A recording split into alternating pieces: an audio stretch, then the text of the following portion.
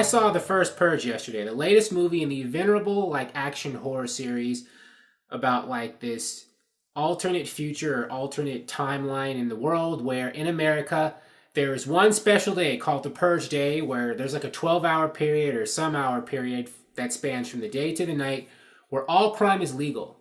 Violent crime is legal. And people can do anything they want, murder, any kind of assault, robbery, or whatever. And it's the whole idea is when you do all of that stuff in this one night of the year or one day of the year, you're purging all of your frustrations, all of your animosity and, bitterness or whatever, anger. And so you get all that out of your system. And then for the rest of the year, you won't want to commit any more crime because you've purged it in this one night. It's a premise that I think is ridiculous and would never work in real life the way it is in these movies. But it is good enough. And it provides enough social commentary and I guess action horror elements to sustain a multi-film franchise. And the first Purge is the latest one. This is about what started all of this. Now, this movie is like a lot of the other Purges, but while if you like those, you'll like this one. But I don't think this is as good as a lot of the other ones, and I'll explain why. The number one reason for me is I think the plot line and the storyline is a little bit disjointed. It was hard for me to understand in the first hour and a half or whatever who the main character of this movie was because there's basically three protagonists, a woman named Naya, her younger brother Isaiah, and a guy named Dimitri, who they all know each other, but the movie follows their three different storylines, I guess. And for the first, hour and a half, they're doing different things and the screen time is split between them. And so I was watching the movie and I was like, who is the main character in the movie? So for that sense, because of that, I feel the first Purge, for the most part, it just seemed like it was going in this weird meandering direction.